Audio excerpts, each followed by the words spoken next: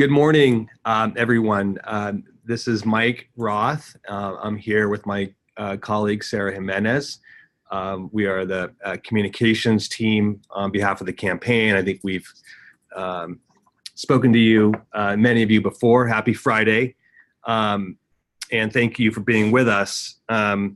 Today, we want to go over messaging on the campaign, provide our thinking kind of behind some of that key messaging, and talk about opportunities in your community to speak about Prop 1, the importance of it, who it's going to benefit. I think if we take anything from this effort, I think from this presentation, one of the chief goals is for all of us to really understand the messaging and to provide some kind of message discipline across in a statewide campaign. It's always hard for folks to be singing from the same song sheet, but our goal here is to present you with that song sheet and hope that you take with it the messages and deploy them in your communities. So with that, I will turn it over to my colleague, Sarah, who will run through and maybe up top provide a little housekeeping about questions and how this will be run. So thank you for joining us. As Mike said, one note I want to bring to your attention on this opening slide is that what you will hear from us a lot today on our core messages and how our team has worked really hard to understand what will resonate with voters and how you can be really helpful ambassadors in helping make sure people understand why they should vote yes on Prop 1, is that we're really focused on who Prop 1 will help. And to that end, as you can see on this opening slide, we were focused on the people. And these pictures and pictures that you'll see throughout the PowerPoint are pictures that many of you, our coalition partners, have submitted. Some of you may remember we put out a call for helping build up a story bank that we were putting together of people who have been helped by affordable housing, people who are waiting for affordable housing, really the essence of what Prop 1 does.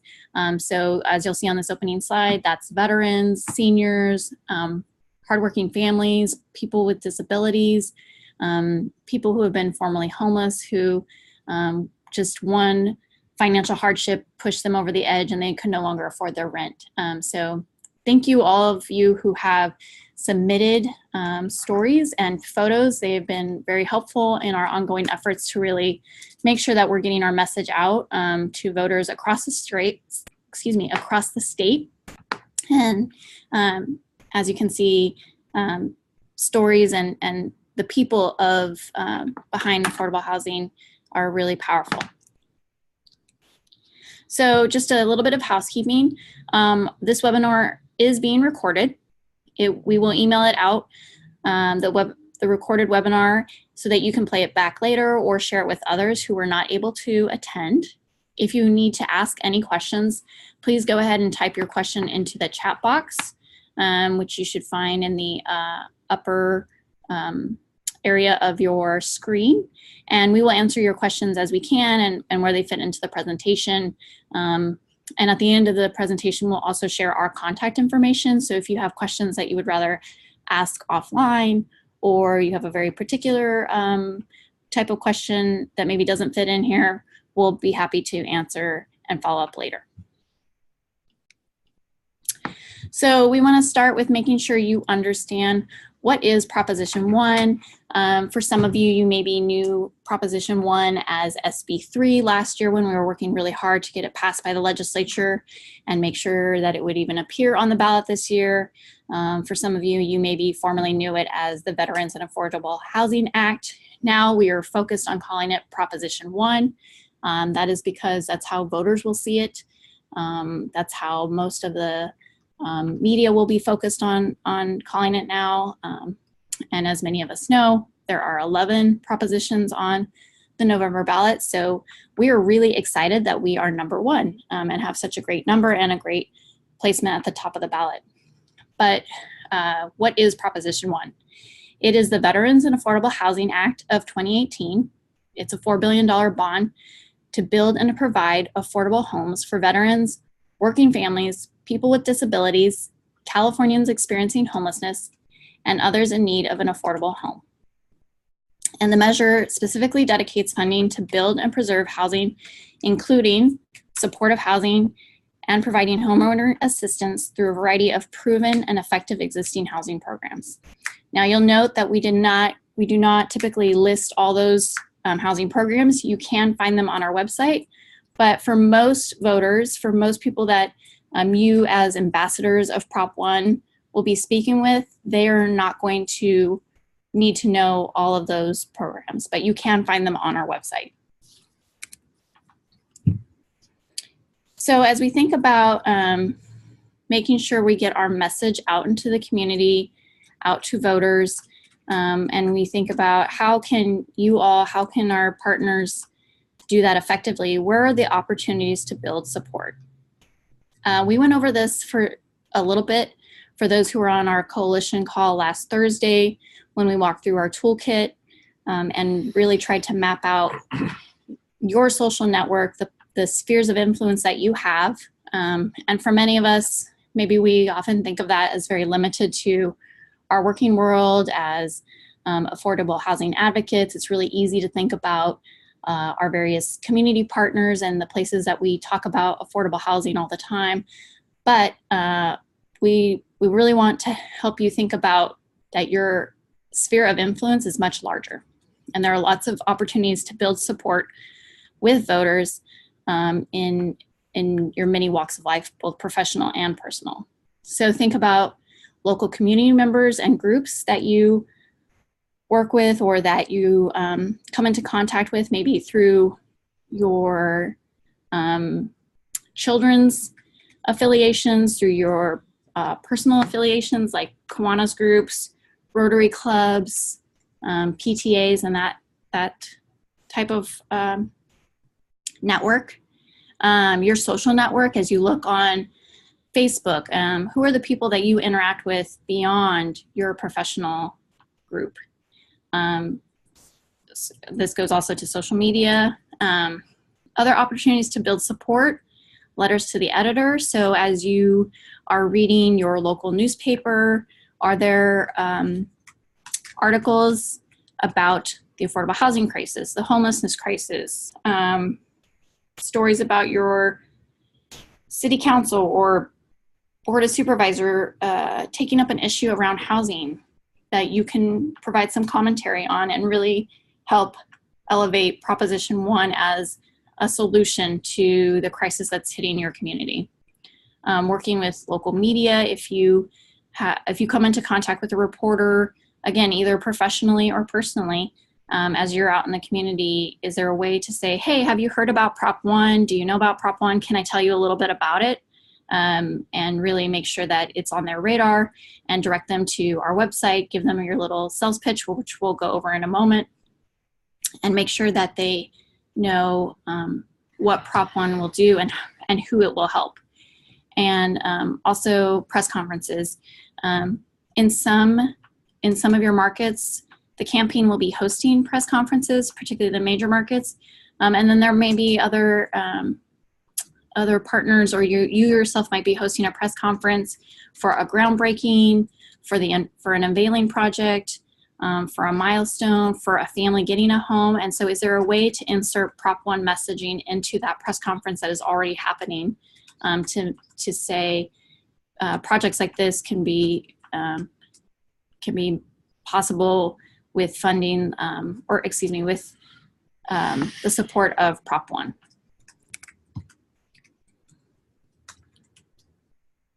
So just to make it clear what our training goals are for today, after this training, we really hope that you're able to understand the key messages of this campaign, be able to pivot back to those messages no matter the question that comes your way. We know that not every conversation with every voter is going to always be friendly.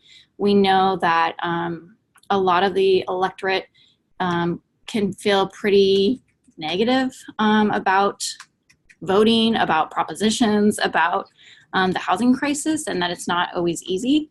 But we want to help equip you to really pivot back to our core messages.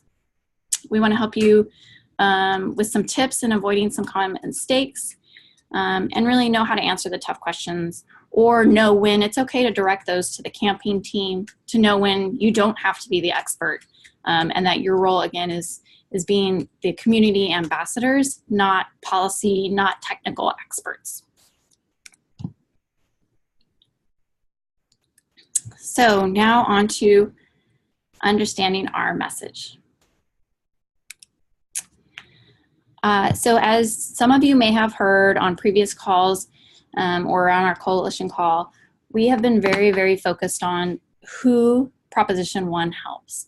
And there are a couple reasons for that. One, polling shows that people really do care about veterans, working families, people with disabilities, and the other populations you see here on the screen. When we did our polling, these populations resonated really high as people that voters believe should have affordable homes.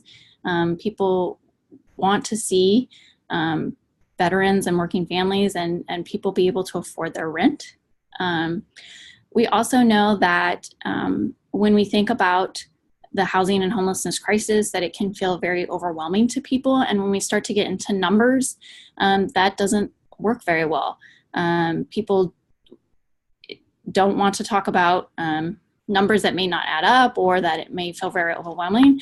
But when you talk about the who, as many of you probably do in your day-to-day work, when you show them a picture of a family, when you talk about someone you know, when you talk about maybe your own personal story of not being able to afford rent, that really resonates with people.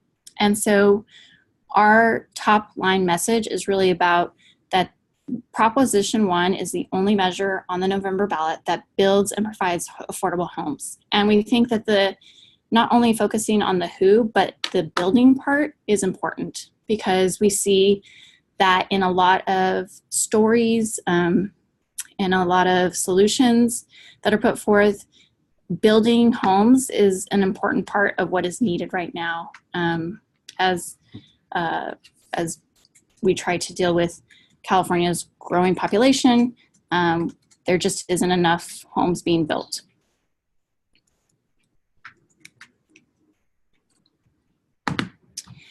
So our second tier messaging is on the crisis. Certainly the crisis is not new to most people. Whether you're a homeowner or a renter, you see a lot of messages or a lot of headlines, stories are every day about the crisis. For many of you who have been working in affordable housing for many years, you probably have seen the shift that even just a few years ago, this was not the case. We were not seeing headlines about the crisis, but now there are stories every day.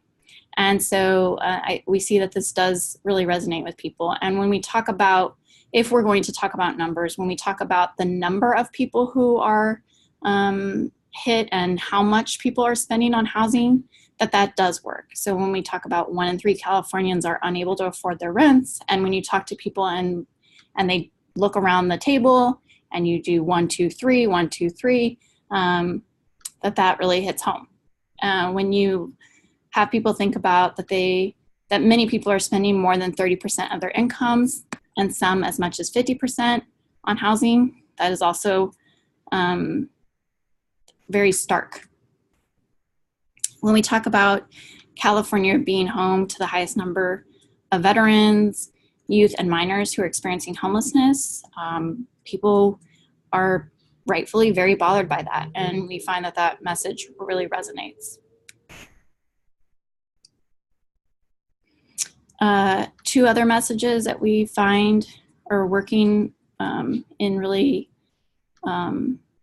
resonating with people on the crisis side is that many families are pushed to the financial brink, that they're in overcrowded housing, trying to avoid overwhelmed shelters. You'll see that we really bolded overwhelmed shelters because we know that there are a lot of stories, again, about shelters in neighborhoods, and for some people, they may be troubled by the idea of shelters in their neighborhoods. from a humanitarian standpoint. Others, it may be that they really don't want shelters in their neighborhoods. In any case, it's something that we know resonates with voters, and that they want that to be solved, and they want families to have a home. And then finally, commuting. There's been a lot of coverage on that families are having to travel much farther than they used to, that people can't afford to live in the communities where they work, and communities where maybe they grew up as children, but now they can't raise their own children in these communities. So you have generations of families who used to grow up in that suburban neighborhood, but now can't afford to be there anymore.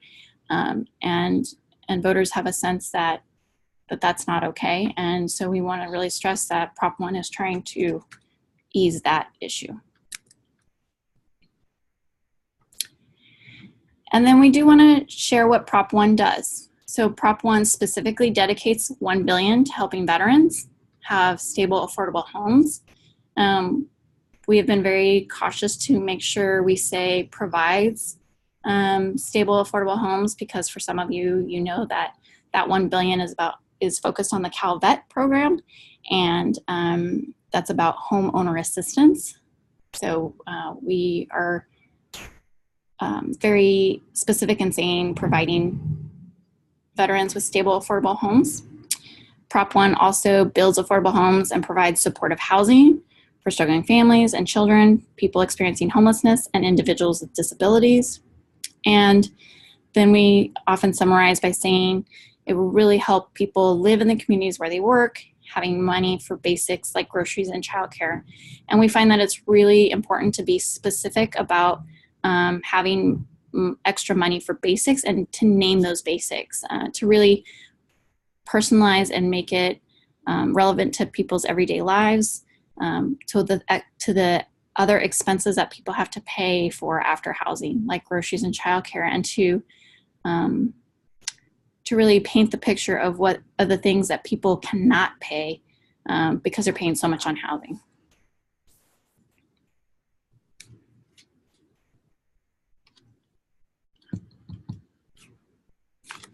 Now I'm going to hand it off to Mike, who's going to talk about why repetition is so important. So as you've heard us talk over and over again about the people, he's going to tell you why we keep doing that. So there's a saying that the 300th time we repeat our message, maybe the first time somebody hears it. And so in that vein, in order to really make our message stick, we want to talk about the importance of repeating our messaging, and we'll go into a little bit of this on pivoting, but really any question a member of the media or public asks, it's our job to really come back to our message. And to direct the conversation to where we want to take it. A lot of this is applicable more so, I think, in talking to media when you are wanting to convey and get a soundbite in a story. You really want to stick and stay on your message. Of course, some of this could apply in talking to community groups, elected officials, and others. But it's always better to kind of be repetitive and possibly to sound awkward than to go off message. So we're going to talk a little bit more about pivoting here in a minute.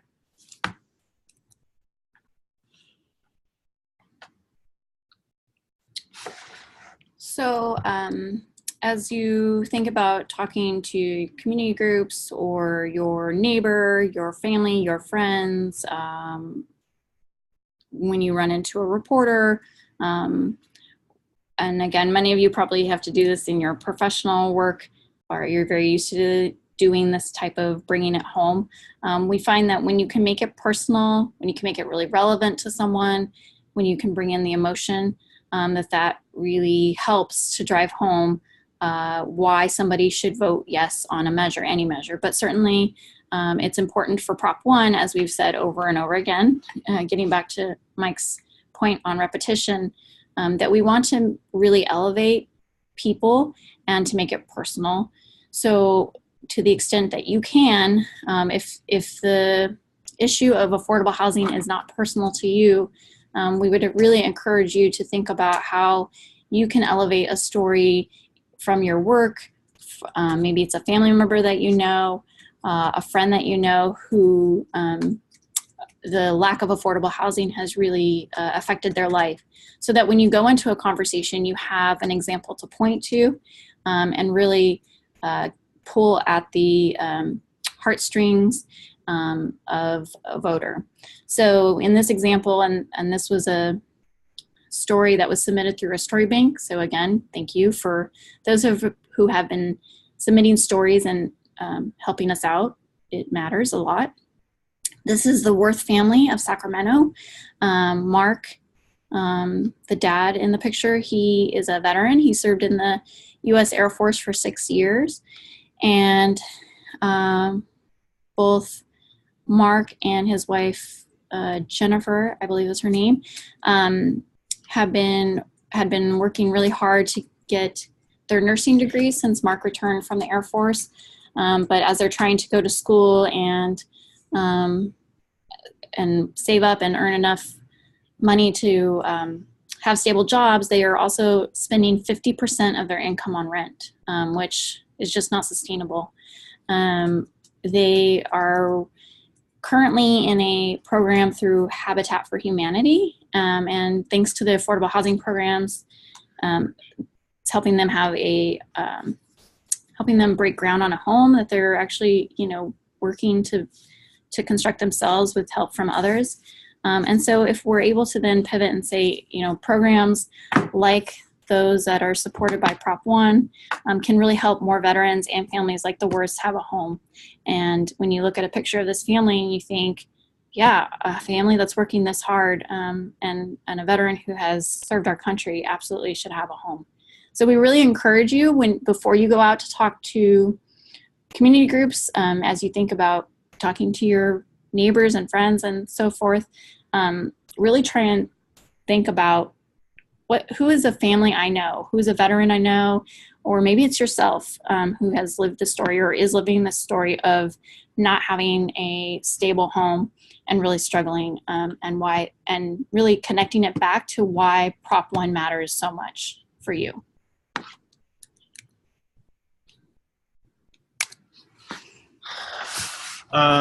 So here's some quick tips.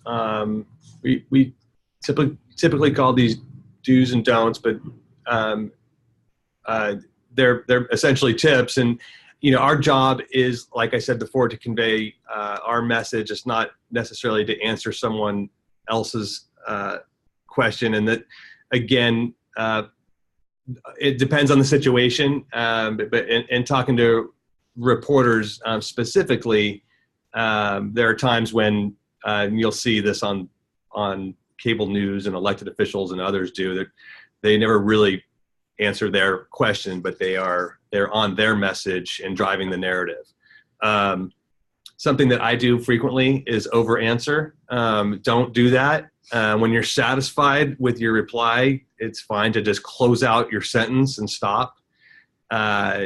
Something I don't do is pause frequently to think about how you're going to respond. We encourage you to do that and not be afraid of doing that. Again, it's okay to repeat an answer to make that message stick. And the one important thing is, if you don't know the answer to something, don't try to fake it or make it up. It's always better to say that you don't have that on you right now, or you don't know those facts, and you'll get right back to them. But always remember that for technical questions, we're not expecting anyone to be experts on the intricacies of this measure. And so it's always okay to refer them back to the campaign. And by campaign, we mean myself, Sarah, or Mike. And again, our contact information will appear at the end. So now we're going to walk through a couple of what we call tough questions. For some of you who do policy work, or maybe you're more involved in the day-to-day grind of really tough questions, these may seem a little bit easy, but we think of these questions as a type of questions that I think average voters might ask of you, that maybe are not the questions we want to answer, but show how do we still address questions and go back to our messages. Again, going to Mike's point of we don't have to answer questions directly. We can always go back to our core messages. So we think one of the big questions that always comes up when it comes to bonds and any kind of ballot measure is there a cost to taxpayers? Is there some kind of direct fee or tax? And this might come up for you, especially because sometimes local bond measures have a tax or a fee, but statewide bonds typically do not. So our message then would be Prop 1 builds affordable homes for veterans, working families, and others without a direct cost to taxpayers. There is no fee or tax on residents. And note that immediately we stick to what Prop 1 does for who before we say, no, there's no direct cost. Then we continue on. By approving Prop 1, voters are authorizing the state to invest in the building and preservation of affordable housing for local communities through the securing of bonds. This is similar to when someone buys a home and secures a mortgage, paying off the investment in their home over several years. We think in that latter part, we're trying to really bring home an example of something that maybe people have experienced or something that they can wrap their minds around and really get away from talking about bonds, which can seem like a very obscure and abstract concept for most voters. But even if someone has not bought a home, they perhaps understand that process and that you pay that off over time. And then finally, we use techniques like it's important to remember or what we're here to talk about today to pivot back and say it's important to remember the Affordable Homes Built investment now is just the beginning. The foundation of an affordable home allows people to have stable housing, avoid homelessness, invest in their communities, local economies, and build savings for not just themselves, but for future generations. So in that final point, we really want to drive home that we're trying to build stable housing, avoid homelessness, which we know is a hot issue in many communities as people many communities are struggling with rising homelessness. So we want to really talk about this is for now and for the future.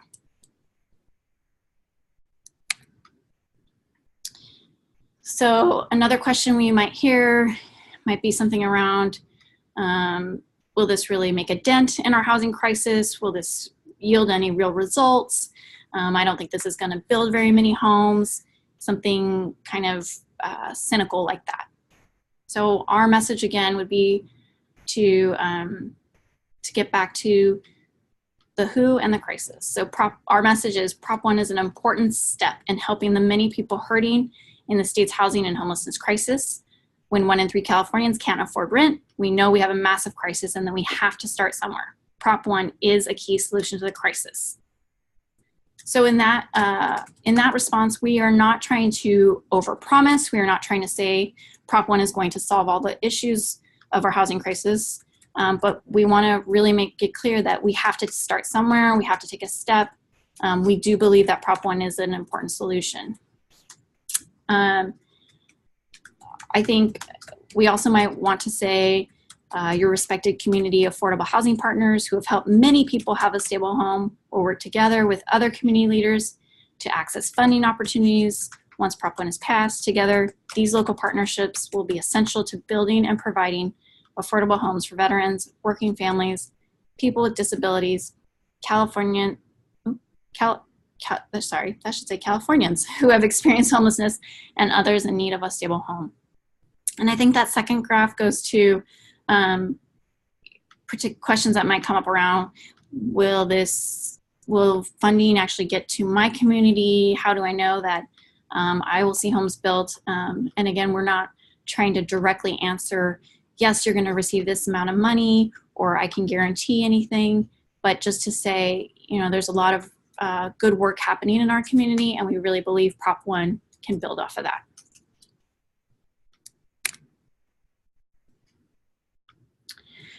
And then another question we anticipate is something around, there are a lot of housing measures on the ballot, or how do I know I should choose this measure?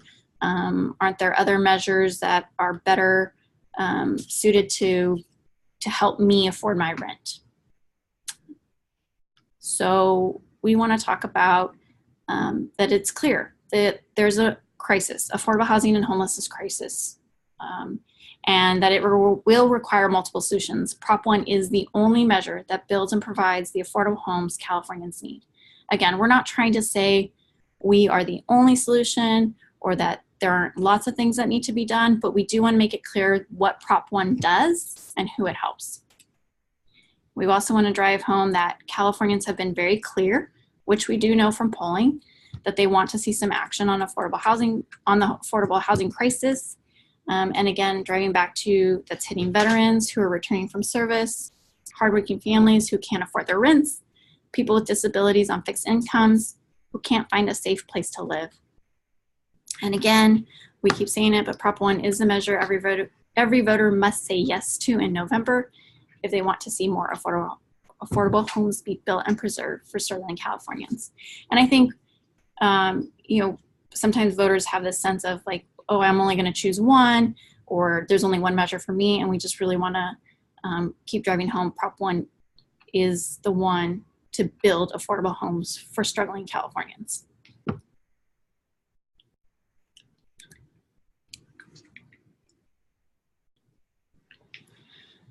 So with that, we have come to our Contact Us page. Most of you probably have this information, but a reminder where our website is, vetsandaffordablehousinact.org. You can find us on Twitter at Vets and Housing. On Facebook, our handle is Vets and Affordable Housing Act. There you'll find our names, phone numbers, and email. Certainly you can contact us anytime. We don't really have many questions, I don't think, but certainly you're welcome to type any in that come up right now. We'll give it a moment.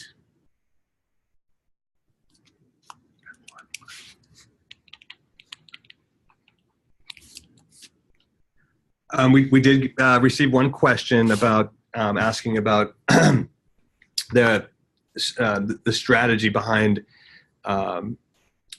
not focusing on the dollar amount. It's a good question, and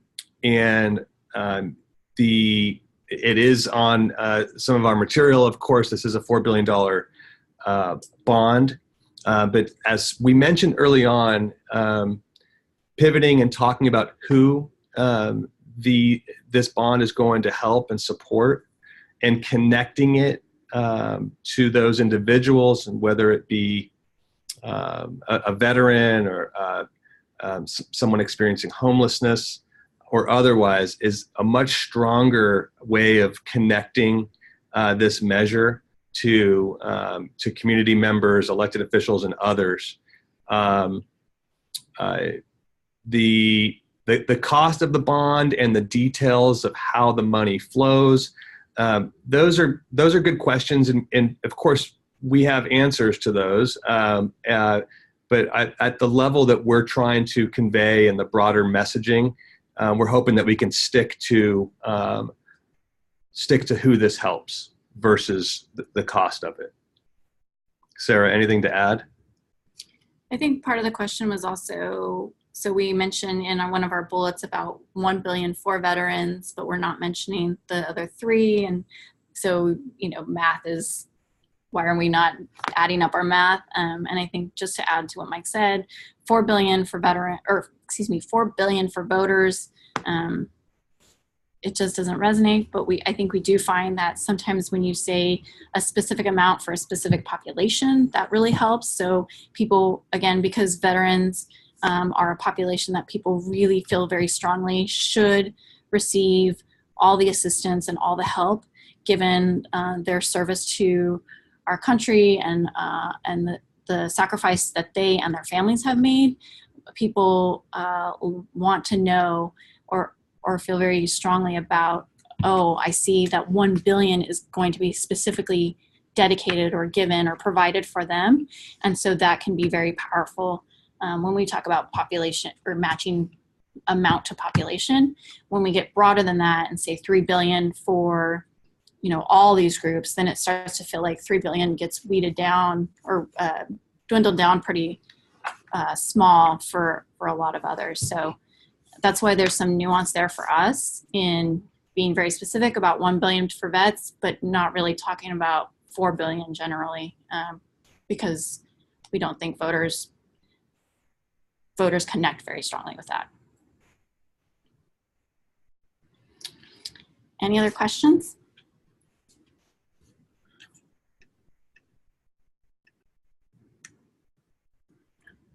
I think that wraps. All right, well, with that, thank you all for joining us. Again, if you have any other questions that you want to take offline, happy to answer those, and you can contact us by email. Thanks for joining us.